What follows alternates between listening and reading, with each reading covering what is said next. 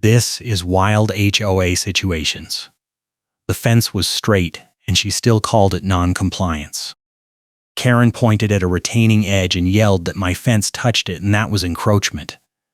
"You are not allowed to do that without a permit," she screamed, waving a fence panel board like proof.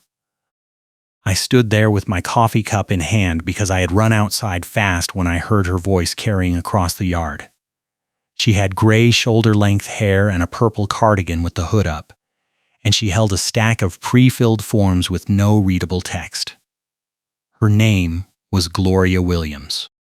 She was the election committee chair for the Canyon Springs Homeowners Association in Buffalo, New York, and she had decided my fence was her next target. I work as a notary public and I keep everything documented, so I knew exactly where my property line was. She did not care. She jabbed her finger toward the string line I had staked out the day before. "That is on the easement," she said. "I have all day, and so does my fine meter." I told her the survey showed I was 6 inches inside my property line. She cut me off. "Go ahead and call whoever you want. I have a committee for that." That line landed like a threat. I realized right then she was going to escalate no matter what I said. I had just moved in 2 months ago and I could not afford to lose the place or get dragged into court. The fence was supposed to go up this week. My contractor was scheduled to start that afternoon. Gloria turned and walked back toward her house, still holding the board, and I knew this was not over. I went inside and pulled up the survey on my phone. The stakes were right where they should be. The setback was clean. The fence line did not touch the easement. I took screenshots and backed them up because my phone storage was almost full, and I had to back up video evidence before it got lost. Then I called my contractor and told him what happened. His name was Miguel, and he had been working in the neighborhood for 15 years. He said Gloria had done this before. "She targets contractors," he told me. "She will call the city and claim you are violating code even when you are not. She wants you to stop so she can fine you for delay." I asked him if he could still start today. He said yes, but he was bringing a second guy and a camera just in case. Miguel showed up at 2 in the afternoon with his crew. They unloaded posts and panels and started marking the line. I stood outside with a clipboard that had color-coded sticky notes labeled by dates, tracking every interaction and every piece of evidence. 10 minutes later, Gloria came back. She had changed into a gray visor, and she carried a tape measure. She did not say anything at first. She just walked along my string line, pulling the tape tight and writing numbers on a little notepad. Miguel kept working.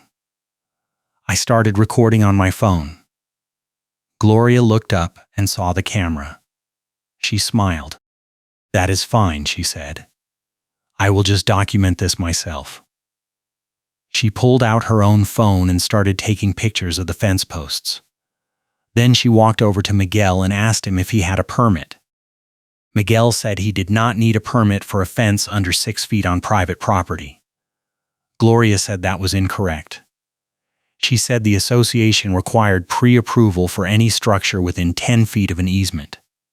Miguel asked her to show him the rule in writing. She said she did not carry the rulebook around, but she would be happy to send him a violation notice. He said that was fine and kept working.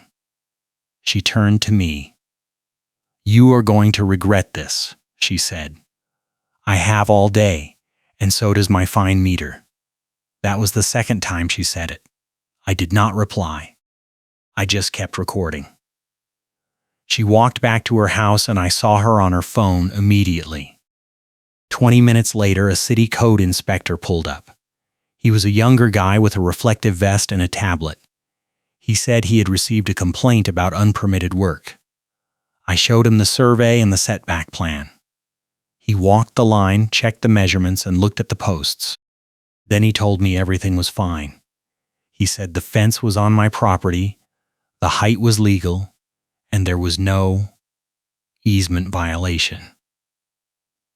He made a note on his tablet and left. Gloria was watching from her driveway. She did not come over. I felt a tiny moment of relief. Then Miguel told me she had done something worse. She had called his supplier and tried to cancel the delivery for the next day. The supplier knew Miguel and called him to confirm. He said someone claiming to be the homeowner had called and said the project was on hold. Miguel told them to ignore it and make the delivery anyway. I realized Gloria was not just harassing me. She was targeting everyone connected to the project. The crew worked until sunset and got the posts set. I paid Miguel for the day and he said he would be back in the morning to hang the panels. After he left, I walked the line one more time. Someone had moved 2 of my survey stakes. I checked my phone and found the timestamp photos from the morning. The stakes had been in different spots. I took new photos and saved them with the time and date visible. Then I went inside and started building a file. I had doorbell video from earlier in the week. I had the survey. I had Miguel's witness statement. I had the city inspector's report number. I had recordings of Gloria's threats. I did not correct her lie about the easement because I wanted her to commit to it in public. That was my plan. Let her escalate. Let her put it in writing. Then, I would file a formal records complaint and attach the proof so the board could not hide it. The next morning, Miguel came back with the panels. We started hanging them at 8. By 9:30, a tow truck pulled up to my driveway. The driver got out and said he had an order to tow my contractor's truck for blocking the street.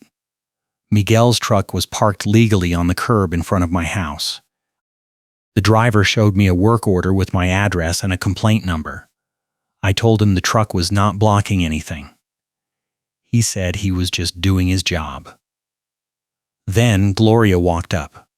She was wearing the same purple cardigan and gray visor, and she was directing the driver like an air traffic controller. She pointed at the truck and said it was parked in a fire lane. There was no fire lane.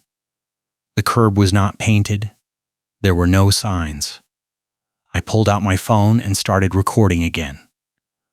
The driver looked at Gloria, then at me, then at the curb. He said he was going to call his dispatch. He walked back to the truck and made a call. 2 minutes later, he came back and said the order was canceled. He apologized and left. Gloria did not move. She just stood there staring at Miguel. "You do not have approval," she said. I told her we had been over this. She said the association had a compliance process and I was skipping it. I asked her to send me the process in writing. She said she already had. I checked my email on my phone right there in front of her. Nothing. I checked my spam folder. Nothing. I told her I had not received anything. She said that was my problem. Then she said, "Go ahead and call whoever you want. I have a committee for that." That was the second time. I made a note. Miguel kept working. Gloria walked over to the fence and ran her hand along the top rail. "This is too close to the property line," she said. I told her it was on my property. She said the survey was old and inaccurate. I asked her how she knew. She did not answer. She just turned and walked away. That was when I realized she had seen the survey before. Months ago. Probably when the previous owner filed it with the county. She knew the fence was legal and she was targeting me anyway. That afternoon, I got a letter in the mail. It was from the Canyon Springs Homeowners Association Compliance Office. It said I was in violation of Section 4.7 of the Covenants for Unpermitted Construction. It said I had 14 days to remove the fence or face a fine of $50 per day. It was signed by Gloria Williams, Election Committee Chair. I read it twice. There was no mention of a hearing. No mention of an appeal process. No citation of the actual rule. Just a demand and a threat. I scanned the letter and added it to my file. Then I pulled up the association's governing documents online. Section 4.7 was about sheds and outbuildings. It said nothing about fences. I checked the fence section. It said any fence under 6 feet required notification but not approval. I had sent notification the week before I started. I had the email receipt. Gloria had ignored it. If you are enjoying this story, hit the like button and subscribe for more HOA nightmares where the rules turn against the enforcers. I called the association management company and asked to speak to someone about the letter. The woman on the phone said Gloria handled compliance for the neighborhood and I would need to go through her. I said I wanted to file a formal complaint about the process. She put me on hold. 5 minutes later, a man named Derek got on the line. He said he was the regional manager. I explained the situation. I told him Gloria had skipped the required steps, sent a vendor to harass my contractor, tried to cancel my materials, and was now threatening fines for a fence that was legal. I said I had documentation.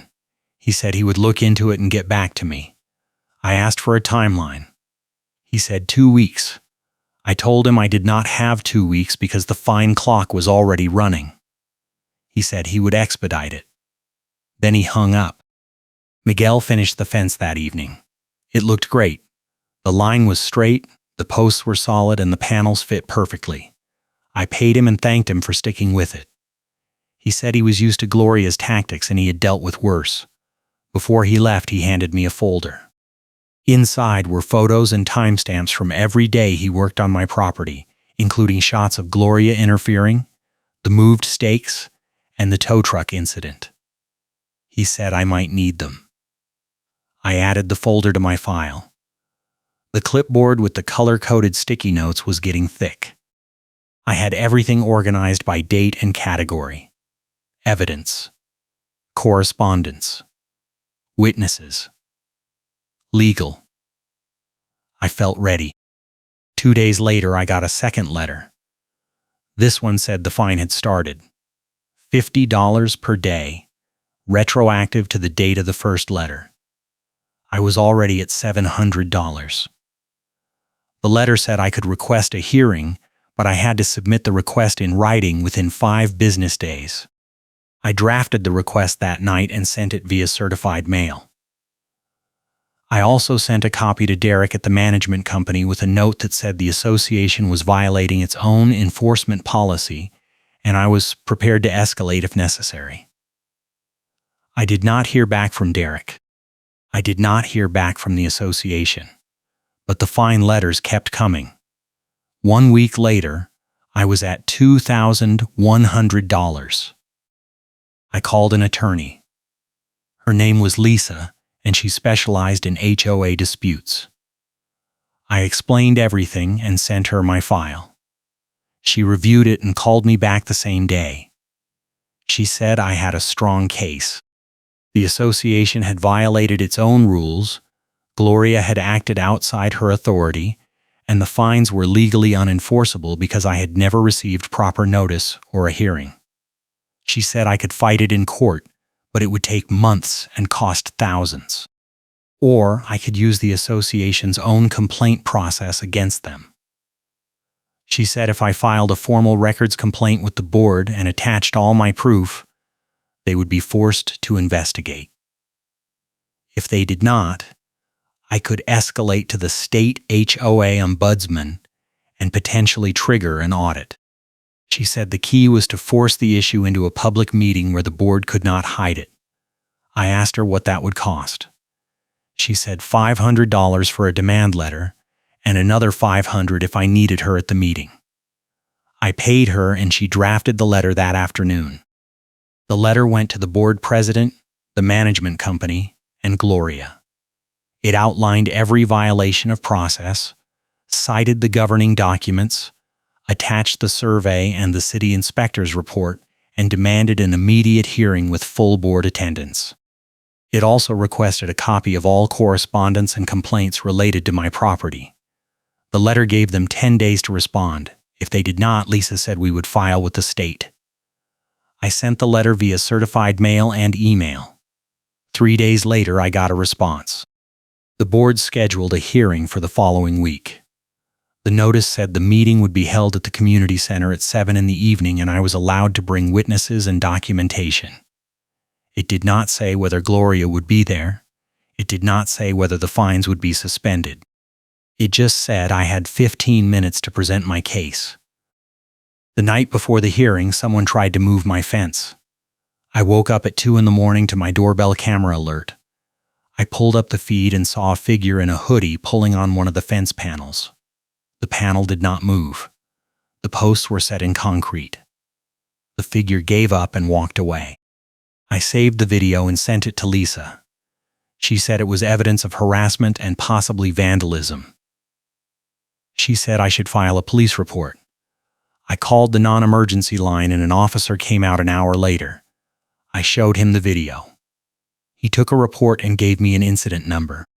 He said the video was not clear enough to identify the person, but it was on file if I needed it later. I asked him if he could patrol the area more often. He said he would pass it along. After he left, I checked the fence. The panel was fine. The posts had not moved. But I knew someone was desperate. The next evening, I arrived at the community center at 6:45. Miguel came with me. He brought his folder of photos and a written statement. I brought my clipboard, my laptop, and a printed packet of everything. Lisa was already there. She had set up a small table near the front and was reviewing notes. The room filled up slowly. A few neighbors I did not know. A man in a suit who turned out to be Derek from the management company. 3 board members. And Gloria. She sat in the front row with her own stack of papers. She was wearing the same purple cardigan. She did not look at me. At 7, the board president called the meeting to order.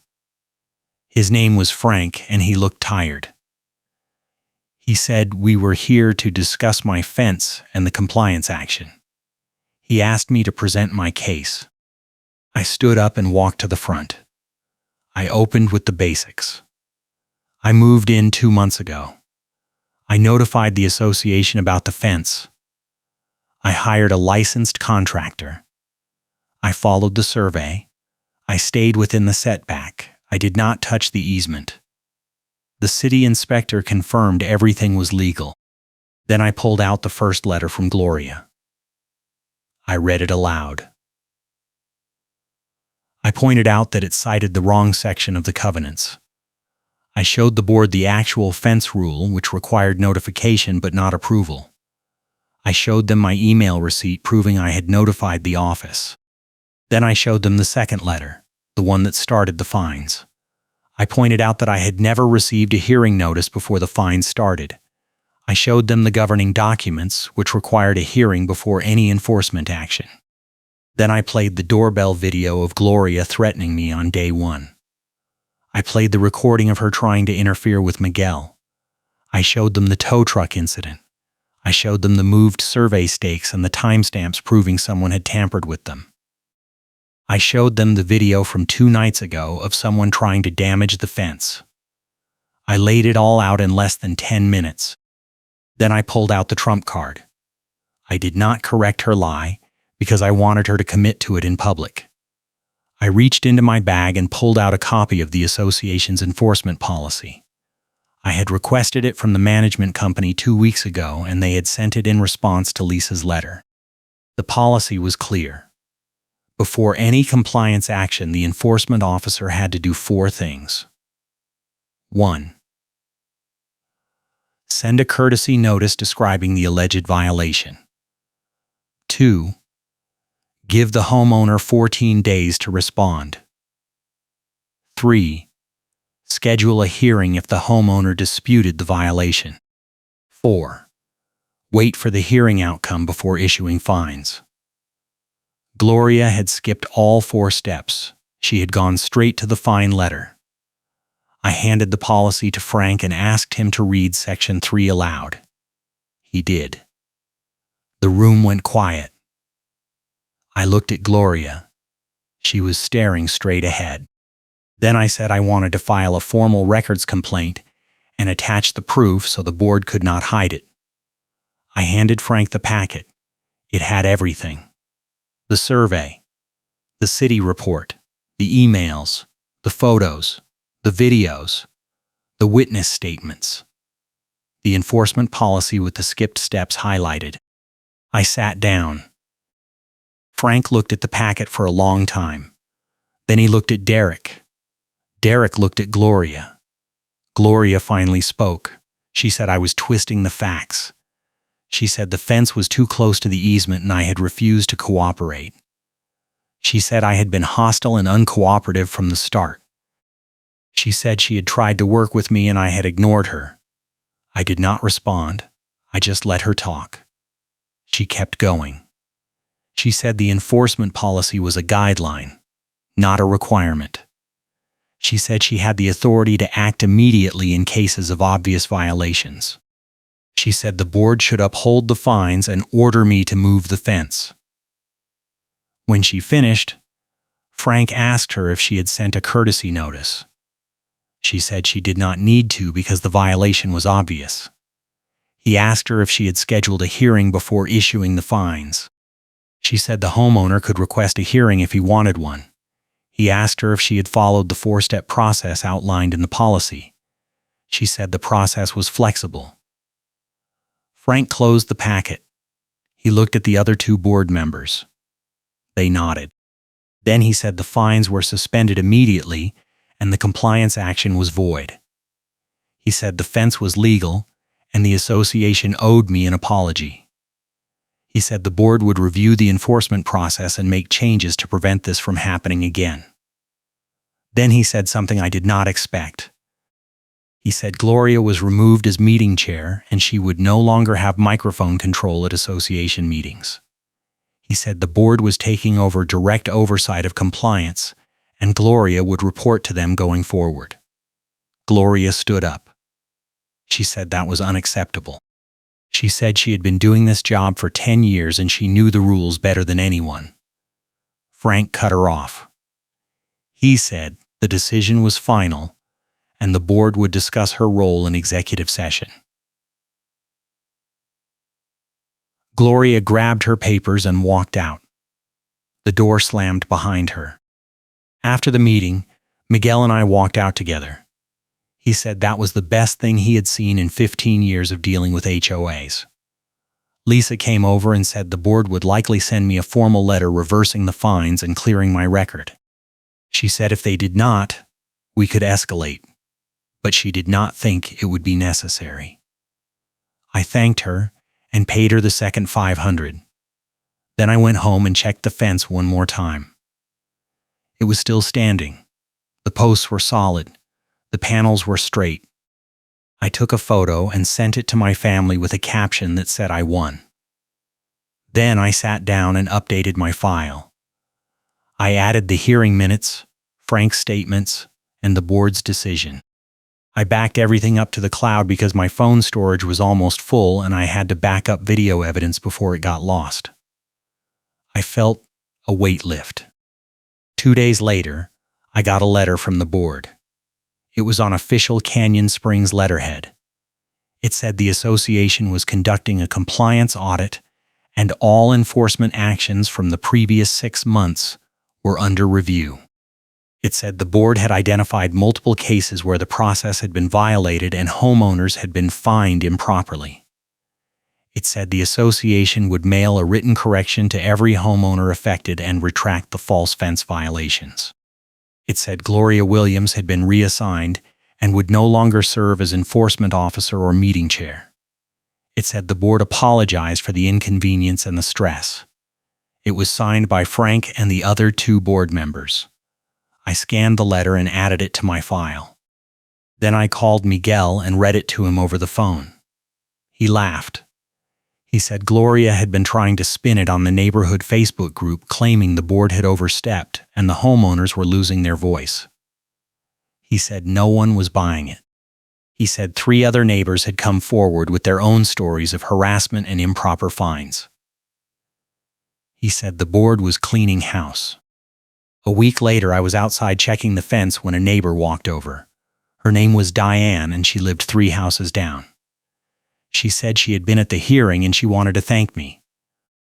She said Gloria had targeted her 2 years ago over a mailbox, and she had paid $800 in fines because she did not know how to fight it. She said the board's letter had included a refund check. She said other neighbors were getting refunds too. She said the whole neighborhood was talking about it. She asked me how I knew to document everything. I told her I work as a notary and keeping records is part of the job. She said she wished she had known that 2 years ago. I told her the key was not letting them rush you and not letting them scare you into paying. I said if the process feels wrong, it probably is, and you should ask for the rule in writing. She thanked me again and walked back to her house. I stood there for a minute looking at the fence. It was just a fence, but it had become a line I had to hold. That weekend, I got a call from Derek at the management company. He said the association had completed its audit and the compliance process had been cleaned up. He said they were implementing a new 4-step notification system with mandatory hearings before any fines. He said they were also requiring all enforcement officers to complete training and report directly to the board. He said Gloria had resigned from her committee chair role and would not be involved in compliance going forward. He apologized for what I had gone through and said the company took full responsibility for not catching the issues earlier. I thanked him and said I appreciated the changes. Then I asked if the association would cover my legal fees.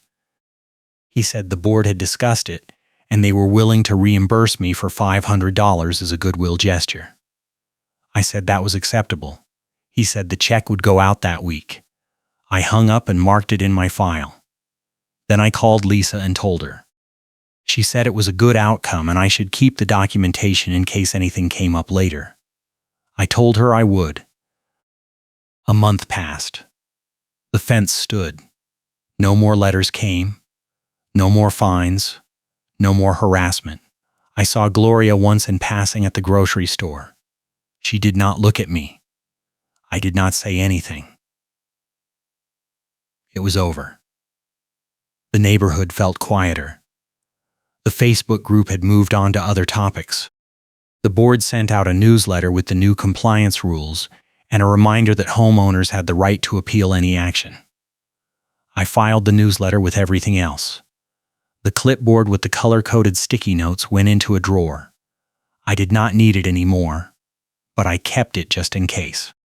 Miguel called me a few weeks later and said he had recommended me to another homeowner who was dealing with a similar issue. I told him I was happy to help. I gave the homeowner my file as a template and walked him through the process.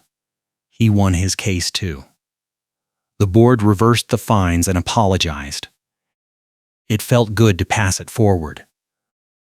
One evening, I was sitting on my back porch looking at the fence when I realized the whole thing had taught me something. HOAs operate on intimidation. They count on you not knowing the rules. They count on you being too tired or too scared to fight back. They count on you paying the fine because it is easier than arguing. But the rules are there. The process is there. And if you document everything and hold the line, the system works. It is slow. It is frustrating. It costs money. But it works. The fence was proof. I had moved the line from their control back to mine.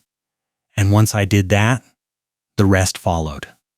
The audit, the corrections, the apology, the refunds, the policy changes. None of it would have happened if I had backed down on day one when Gloria pointed at the retaining edge and yelled that my fence touched it, and that was encroachment. I kept the fence exactly where it was. The survey had been right all along. The line was clean. The setback was legal. The posts were solid. And every time I looked at it, I remembered that Gloria had known from the start. She had seen the survey months ago when the previous owner filed it with the county. She knew the fence was on my property. She knew I was not encroaching. She knew the code allowed it. But she targeted me anyway because she thought I would fold. She thought I would pay the fine and move the fence and apologize. She thought wrong. The survey revealed my fence was legal and she lost her mind. And when I finally laid it out at a public meeting moment where the minutes turned against Karen, she could not argue anymore. The board took the microphone. The HOA compliance process was audited and cleaned up. And Karen was removed as meeting chair and lost the microphone control. It was not magic. It was just paperwork and patience. But it worked. And that made it worth it. I hope you enjoyed the story.